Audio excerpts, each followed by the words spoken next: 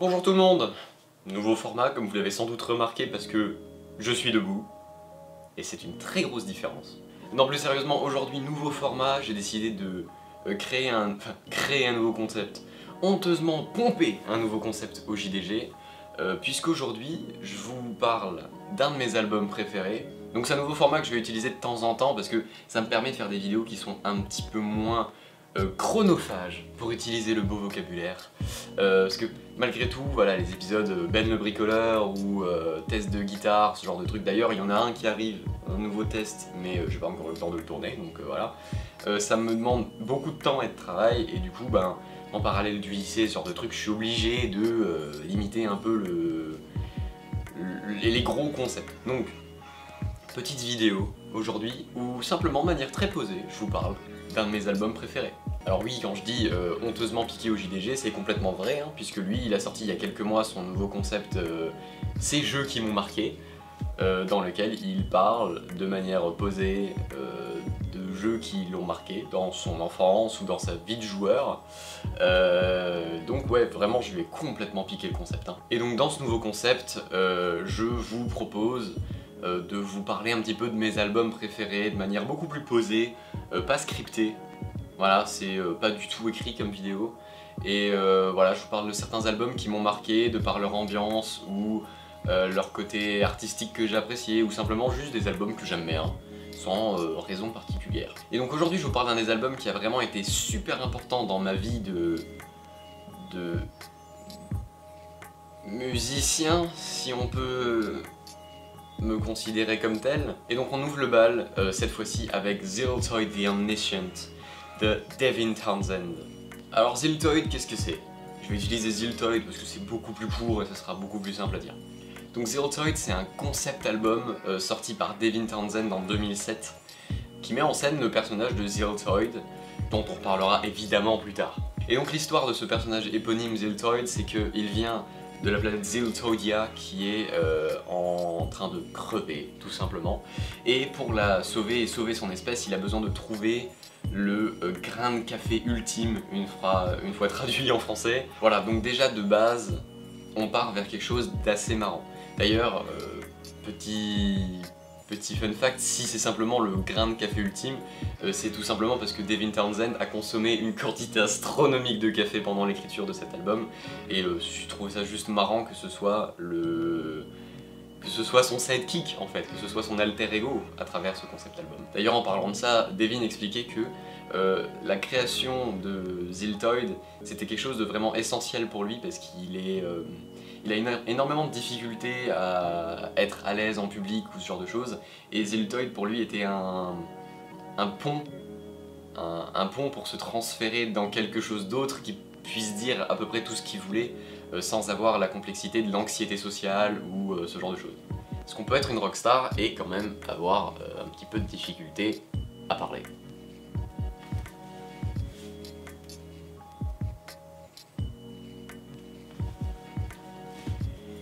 Et donc pour mettre dans le contexte, à l'époque,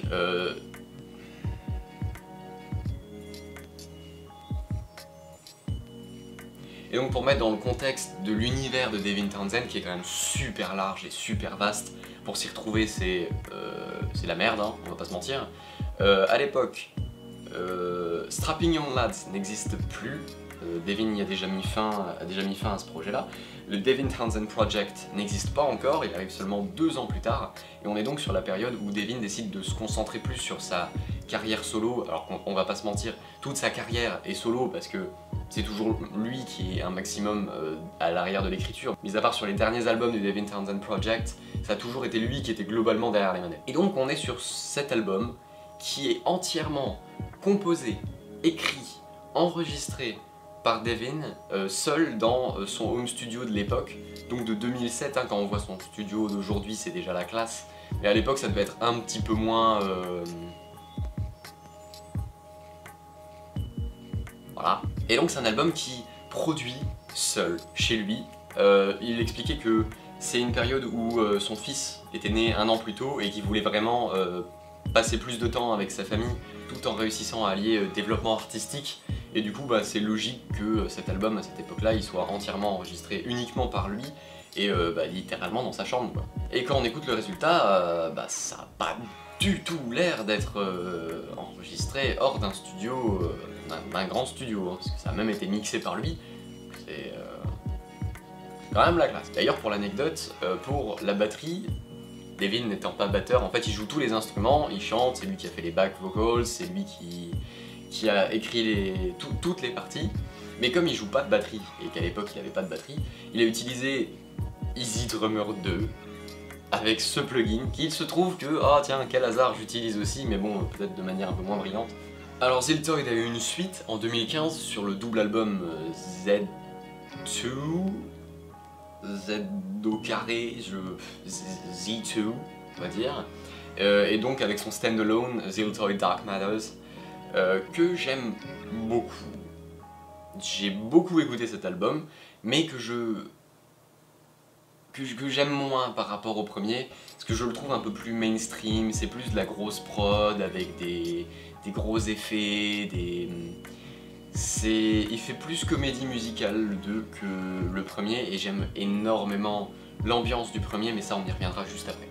Alors comme je viens de le dire, les deux albums de Ziltoid, que ce soit le premier ou le deuxième, racontent une histoire, et là où c'est brillant, c'est que Devin a réussi à contrebalancer cet aspect comédie musicale que ça aurait pu donner, tout simplement parce que la majorité des chansons n'ont pas vraiment de rapport avec l'histoire, et ça va être des petites interludes ou des petites intros au début des morceaux ou des outros qui vont remettre dans le contexte, ou ça va être des morceaux qui, mis à part, pourraient complètement sortir ailleurs. D'ailleurs on voit la chanson Hyperdrive qui a été utilisée dans, je sais plus si elle est ressortie sur Addicted après en 2009, et où juste elle a plus du tout le même contexte, mais ça fonctionne toujours aussi bien, et donc cette histoire de Ziltoid, elle prend vraiment place entre les morceaux, et les morceaux viennent juste utiliser leur ambiance pour conforter la scène.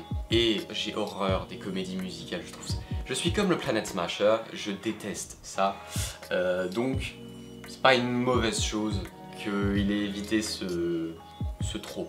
Mais alors, pourquoi cet album m'a marqué? Eh ben, d'abord, ça paraît un peu bête, mais c'est un excellent album. Ça fait partie de ces albums qui sont capables de te plonger littéralement ailleurs, dans un autre univers. Vraiment, du moment où tu lances le disque et que tu te laisses emporter par l'univers de Ziltoid, c'est complètement différent, et personnellement j'adore. Évidemment, Devin Townsend oblige, c'est un album assez technique. Alors, je dis pas que tous ces albums sont techniques, hein. J'ai un doute que Snuggle soit le plus technique, ou même Lightwork. Lightwork n'a pas l'air d'être prévu, parce qu'il n'est pas encore sorti au moment où je tourne cette vidéo, n'a pas l'air d'être très technique de ce qu'on a pu avoir des deux singles déjà sortis jusqu'ici. Et donc pour en revenir à Ziltoid, c'est un album technique, mais je trouve qu'il est juste comme il faut. Alors, évidemment, il y a des chansons comme By Your Command que je jouerai jamais, hein, tout simplement. Enfin, si j'espère un jour, mais va falloir s'accrocher. Et donc je trouve que cet album déjà est technique, mais juste ce qu'il faut. Et c'est très rare, de noter une telle différence. Je vois énormément de gens qui vénèrent Polyphia ces derniers temps. Alors, je vais faire une critique de vieux con qui sait pas shredder, hein, mais moi ça me fait chier. Il y en a, c'est sûr, tu regardes le clip, c'est impressionnant, ils sont là avec Steve Vai, c'est génial, c'est magnifique, super. Mais te taper un album de 11 titres, 45 minutes de ça, là, au bout d'un moment, t'as un petit manque d'ambiance, de rythmique, de quelque chose qui te plonge dans l'album. Alors que là, c'est vraiment la touche technique vient relever le reste de l'album, et ça permet d'avoir un certain impressionnement tout en restant... il reste assez humble comme album, c'est pas non plus, voilà, le top du top de la technicité. Le deuxième point que j'aime beaucoup et qui fait part entière de l'univers de Ziltoid, c'est l'humour en fait, parce qu'il s'avère que Devin Townsend c'est quelqu'un d'extrêmement drôle, et que c'est pas souvent mis à profit sur un album de caser de l'humour ou ce genre de choses.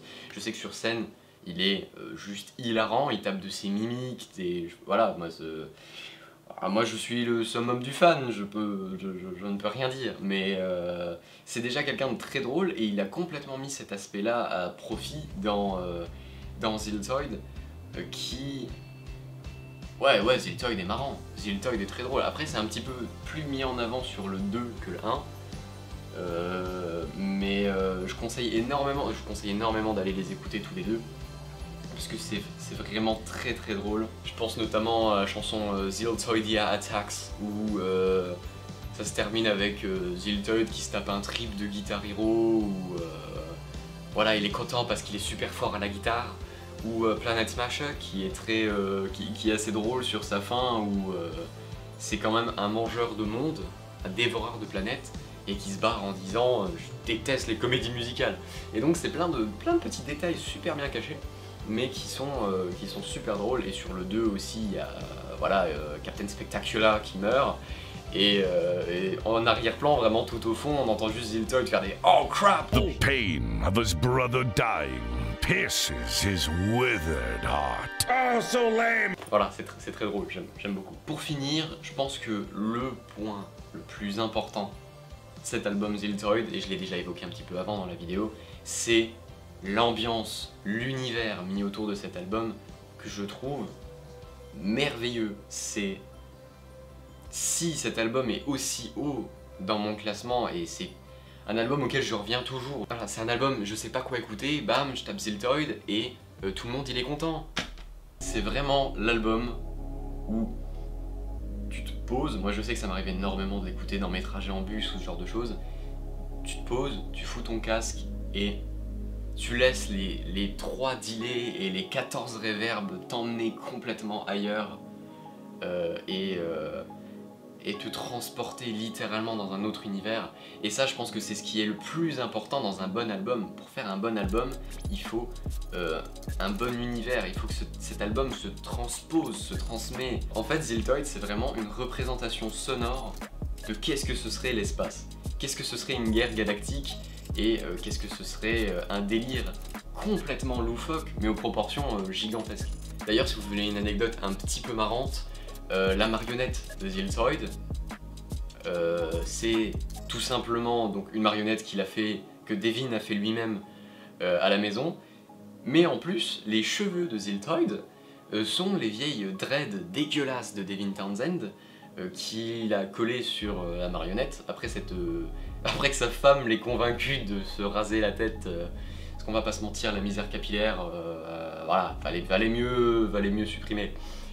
Et donc voilà, les cheveux de Ziltoid sont les vrais cheveux de Devin Townsend, et ça confirme effectivement que Ziltoid c'est juste l'alter ego de Devin Townsend qui parle. C'est son côté loufoque, c'est son côté complètement barré et second degré, et je trouve ça génial.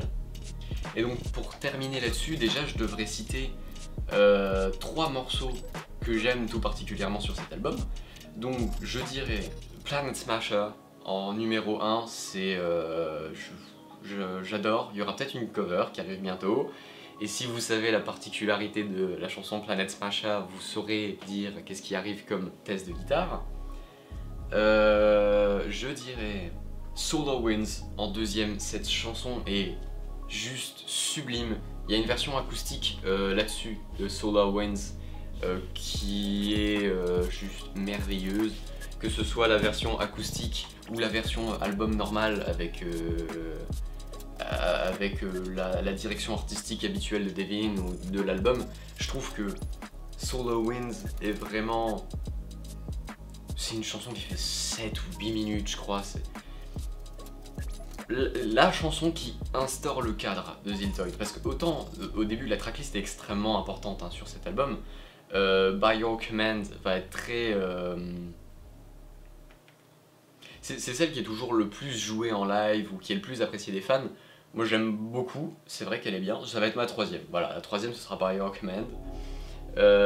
Mais ça va être... En fait les chansons avant Solar Winds sont plus détachées du contexte Ziltoid, alors que Solar Winds va vraiment la remettre dans l'aspect...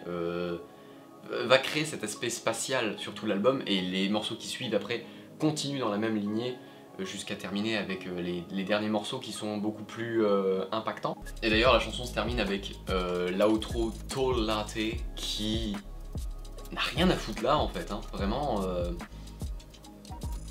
ouais, en fait on se demande un peu ce que ça fait là.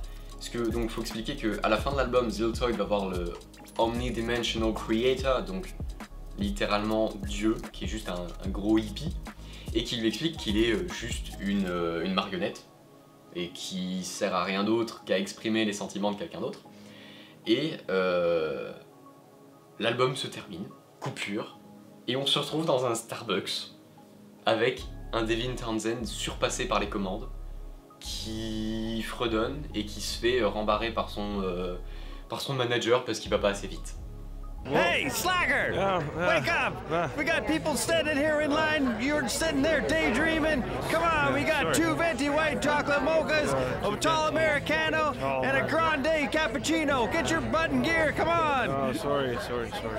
Et donc je vais vous mettre un extrait, mais on se demande ce que ça fout là, et je trouve que ça clôture très très bien l'album, parce que, bah café, parce que ça n'a rien à foutre là justement, et donc c'est très drôle, et ça continue dans la lignée très drôle de l'album, tout en étant un peu détaché et un petit peu critique sur le monde, ou cet aspect de on sait pas ce qu'on est mais on prend pas le recul.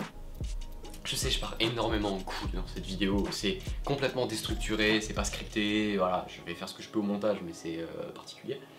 Et donc ouais, voilà, la chanson se termine avec avec Tall Latte qui... pas grand chose à faire là mais que je trouve excellente. Et si je devais trouver des défauts à cet album, j'en aurais 2. C'est trop court. C'est beaucoup trop court, alors c'est beaucoup trop court. C'est beaucoup trop court parce que c'est bien en fait. C'est beaucoup trop court, il doit faire une 50aine de minutes l'album, je sais même pas en fait. Voilà, alors Ziltoid fait 53 minutes, ce qui est plus que correct hein, comme durée d'album. Aujourd'hui on a des albums qui durent 35 à 40 minutes avec 10 morceaux de 2 minutes, voilà, de 2 minutes 30 et vite fait bien fait, ciao. Donc là on a quand même 53 minutes d'album, c'est pas court, c'est pas un album court, mais c'est tellement bien qu'on en veut encore, on veut pas que ça s'arrête. Et c'est pour ça, Devin a annoncé il y a pas longtemps sur son Twitter qu'il commençait à se mettre doucement dans le bain à écrire un 3, Ziltoid 3, que j'attends évidemment parce que je sais que ce sera bien. Et en même temps j'ai la petite appréhension de est-ce que c'est pas trop? Est-ce qu'on n'a pas fait le tour? Est-ce que ça serait pas déjà... Voilà, même si le 2 se termine avec une ouverture immense pour un 3, je vais pas faire de... Je vais pas poursuivre sur le 2 parce que c'est pas l'objet de cette vidéo, mais le 2 se termine avec quand même une sacrée ouverture pour un 3. Et ce que j'aimerais s'il y a un 3, c'est qu'on revienne un peu plus aux sources du premier, qui ont tendance à... qui est un peu moins mainstream, parce que le deuxième est du Devin Townsend Project, donc on retrouve quand même cette patte du DTP dans le deuxième, donc je sais pas, on verra, sachant que ça risque d'être un peu le bordel en termes de publication, parce que le 1 est publié sous le nom Devin Townsend, le 2 est sous le nom Devin Townsend Project, parce qu'il est sorti en même temps que Sky Blue. Est-ce que c'est Sky Blue? Je crois que c'est Sky Blue. En même temps que le deuxième album sur le double album. Et donc le 3, vu que le DTP n'existe plus, à moins que Devin reforme le Devin Townsend Project pour le 3, ce qui m'étonnerait énormément.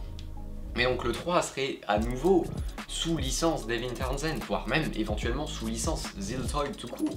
Donc c'est un petit peu le bordel pour s'y retrouver dans tout ça. Mais voilà, donc je dirais déjà, premier défaut, ce serait que on aimerait que ça dure plus longtemps. Et deuxième défaut, c'est introuvable en vinyle. Moi j'aimerais bien l'avoir en vinyle, pouvoir le mettre dans ma collection. Alors après, Devin Townsend, j'en ai 2 parce que je sais pas pourquoi. Sur Devin, il y a un blackout complet de l'industrie du vinyle. Depuis toujours, en fait, il y en a juste pas. Et pour les trouver, c'est des prix astronomiques. Tu regardes sur Amazon, Transcendence en vinyle, c'est 550 €. Non, juste non. Et en fait, pour l'avoir en vinyle, il faudrait acheter les packs. Parce qu'à l'époque, ils avaient fait des packs avec toute la discographie de Devin. Des packs de 4 ou 5 vinyles, je crois. Et il y en a un où tu as tout l'univers de Ziltoid avec le live at Royal Albert Hall avec donc le Ziltoid 2. Voilà, donc ils ont quand même sorti des vinyles, mais pour les choper, c'est des box à 150-200 €, et encore avec les prix qui augmentent et la rareté de ces box, parce qu'elles sont pas trouvables facilement. Voilà, pour avoir toute la discographie de Devin, déjà de base un vinyle ça coûte cher, ça coûte super rush. Maintenant, la moyenne pour un vinyle c'est entre 35 et 40 balles, je trouve ça hallucinant, mais bref. Pour avoir toute la discographie de Devin, qui est déjà juste immense, il y en a pour... Ouais, il y en a pour des milliers d'euros. Là, littéralement, il y en a pour des milliers d'euros. Et Ziltoid, c'est un album que j'aimerais particulièrement avoir en vinyle, mais qui est introuvable. Et donc, je dirais que c'est le deuxième seul défaut. Mais bon, après, ça va. C'est l'album le plus vendu de Devin Townsend, donc il est trouvable sur Amazon pour moins de 10 €, je crois, en Prime en plus. Alors donc, voilà, c'est un album qui est pas difficile à trouver comparé à certains autres, genre Physicist. Voilà, va trouver un physiciste à peu près pas trop cher et en pas trop mauvais état, voilà. Mais donc c'est quand même un album trouvable assez facilement. Moi je l'écoute sur CD et puis sur Deezer à côté, donc voilà, c'est pas trop mal. Mais j'aimerais pouvoir foutre la galette directement sur la platine, ça c'est vraiment le summum de ce que j'aimerais bien. Mais bon, donc voilà, c'était un album qui m'a marqué, c'était Ziltoid the Omniscient. Et si t'as aimé cette vidéo, like, abonne-toi et n'oubliez pas, on m'a créé un Discord avec un copain qui a fait ça à merveille et vous pouvez le rejoindre dans la description. Et voilà, n'hésitez pas. Bye bye.